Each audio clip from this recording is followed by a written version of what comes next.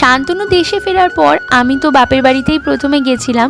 তো এর মধ্যে আমি, মানিক আর ওর বাবা আমরা তিনজনে মিলে ভাবলাম কি একটু বড় ননদের বাড়িতে ঘুরে আসি। আমার বড় ননদের বাড়ি হলো সোনারপুরে। আমরা ওখান থেকে মোটামুটি উবেরে করে 2.5 থেকে 3.25 ঘন্টার মধ্যে ওদের ফ্ল্যাটে চলে আসি। আর পুচকেকে দেখে ও দুই দিদি কি যে খুশি কি বলবো।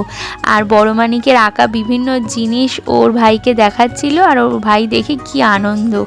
আমি পৌঁছাতে না পৌঁছাতেই আমার বড় নন্দাই বলছে, দেখো আমি কিন্তু মাংসর সব সরঞ্জাম রেডি করে রাখতে বলেছি দিদিকে, তুমি রান্নাটা করবে। তো কিছু করার নেই, আবদার যখন করেছে রান্না বান্না করে খাওয়া দাওয়া করলাম। পরের দিন সকালবেলা হামাইকা এই যে শান্তনু নিয়ে এসেছিলো সেইটাই করে খাচ্ছি। ততক্ষণে মানিকদের স্কুল যাওয়ার সময় হয়ে গেছে। ওদেরকে টাটা বাই বাই বলে দিয়ে ওরা স্কুল চলে যাওয়ার পর আমরাও রেডি হয়ে বাড়ির দিকে রওনা দিলাম। তারপর যাওয়ার পথে আমার কিছু ফটোস ক্লিক করার ছিল, মানে পাসপোর্ট সাইজের ফটো, সেটা ক্লিক করে 9টা সাড়ে 9টার দিকে 2 প্যাকেট মিষ্টি হাতে নিয়ে আবার ব্যাক টু আমি আমার বাপের বাড়ি।